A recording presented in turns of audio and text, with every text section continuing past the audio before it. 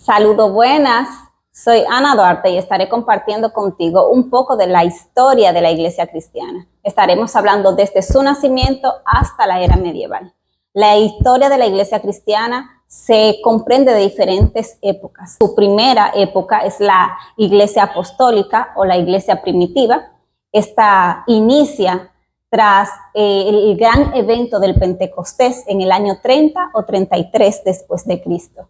Momento en que la comunidad de discípulos de Jesús de Nazaret, tras recibir la resurrección, se constituye un cuerpo misionero bajo el impulso de recibir al Espíritu Santo de Dios. Durante sus primeras décadas, el cristianismo operó dentro de la matriz del judaísmo del Segundo Templo. Los líderes fundamentales de esta época fueron los 12 apóstoles. Entre ellos podemos destacar a Simón Pedro, a Juan, a Santiago el Justo. Sin embargo, la figura que catalizó la expansión hacia el mundo no judío fue Pablo de Tarso. Entre los años 47 y 57, Pablo realizó una serie de viajes misioneros a Asia Menor y a Grecia, estableciendo comunidades fuera de las etnias judías y sentando bases para la fe universal. El Concilio de Jerusalén celebró en el 49 después de Cristo su primer gran hito de discernimiento doctrinal. En este encuentro se decidió que los gentiles estaban exentos de seguir los rituales estrictos de la ley mosaica, como la circuncisión, permitiendo así una gran integración de diferentes culturas al cristianismo. Luego de la Iglesia apostólica se encuentra lo que fue la Iglesia patrística entre el año 100 al 313 después de Cristo.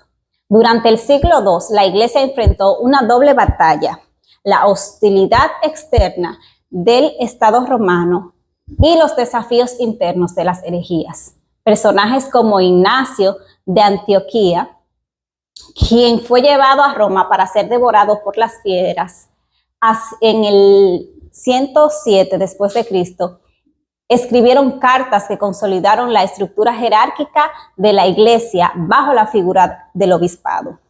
Ignacio es recordado por su frase en la Carta de los Romanos: para mí es mejor morir en Jesucristo que ser rey de los términos de la tierra, permitiendo ser imitador de la pasión de mi Dios. El siglo II también vio el surgimiento de Policarpo de Esmirna, discípulo del apóstol Juan. En el momento de su martirio, en el año 155 después de Cristo, el procónsul le instó a maldecir a Jesucristo para salvar su vida, a lo que él respondió que en 86 años que le ha servido no le había hecho ningún mal, que cómo él podía blasfemar en contra de su rey y quien le salvó.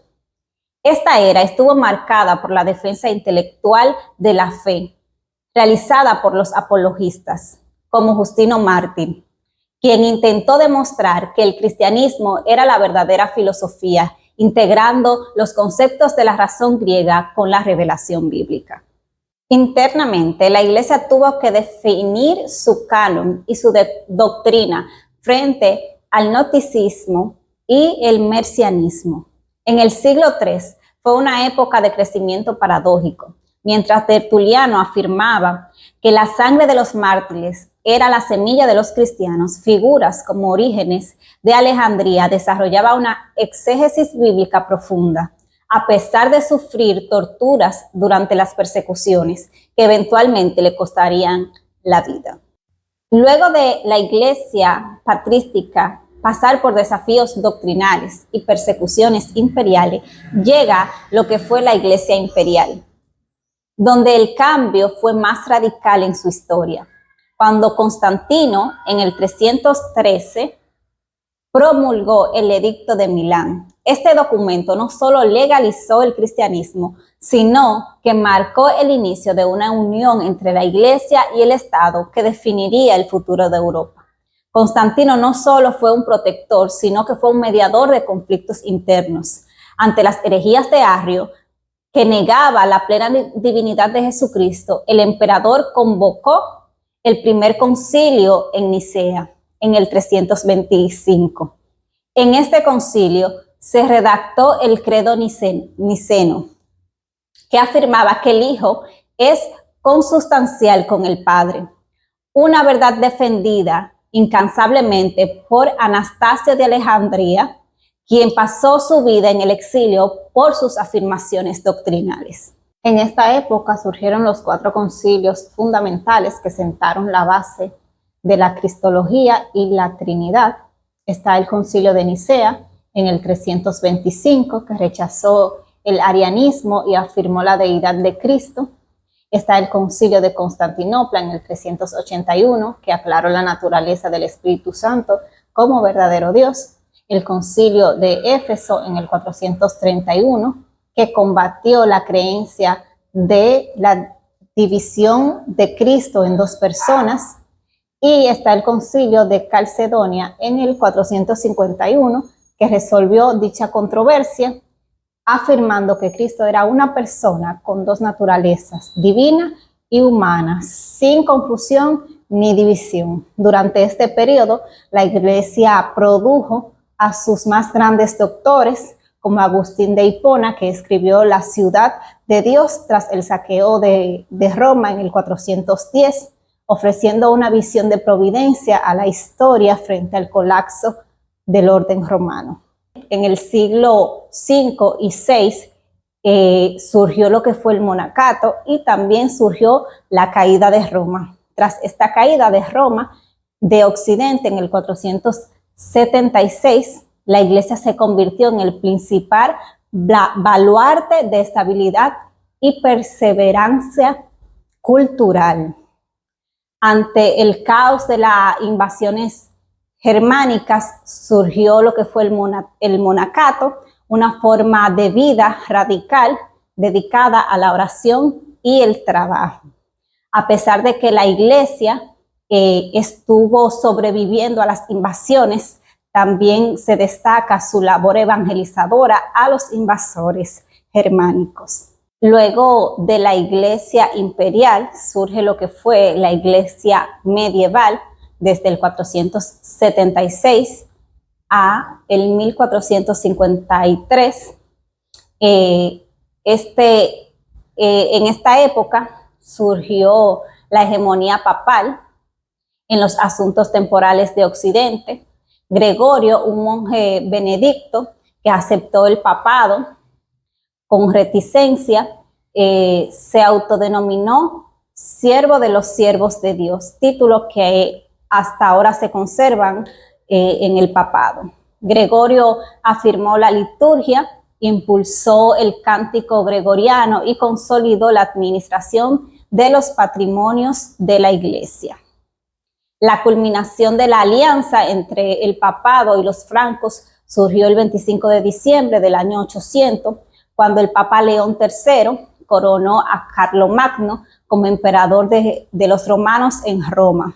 Este evento restauró nominalmente el Imperio de Occidente, pero también generó tensión permanente en el Imperio bizantino en el este. Las tensiones entre Roma, que era el occidente, y Constantinopla, el oriente, se ocuparon durante siglos debido a las diferencias litúrgicas, políticas y doctrinales.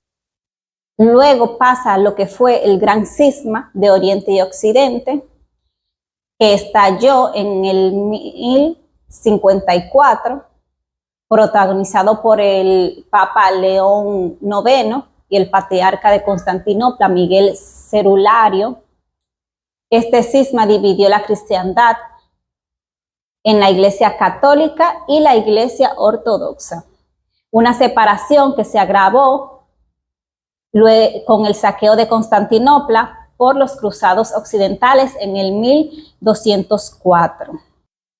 Un personaje también a destacar de esta época fue a Francisco de Asís, que fundó la Orden de los Frailes Menores. Francisco también es reconocido por recibir los estigmas y por su saludo, paz y bien. El cisma de Occidente finalmente terminó en el Concilio de Constanza en 1414-1418 con la elección de Martín V, lo que restauró la unidad jerárquica de la Iglesia Católica Romana, aunque las demandas de una reforma profunda persistían. El colapso definitivo del mundo cristiano medieval ocurrió en la primavera de 1453, donde el Imperio Bizantino fue reducido solamente a la ciudad de Constantinopla y sus alrededores debido al enfrentamiento que tuvo con el sultán otomán Mehmed II, a pesar de que éste intentó buscar unión con Roma y no lo logró. Este buscó ayuda militar, mas no fueron recibidas por sus diferencias religiosas históricas y por la desconfianza mutua que imperaban en ese momento. Este ha sido un pequeño resumen del origen y el desarrollo de la Iglesia cristiana, esperando que al igual que a mí te haya sido de provecho y de aprendizaje. Muchas gracias.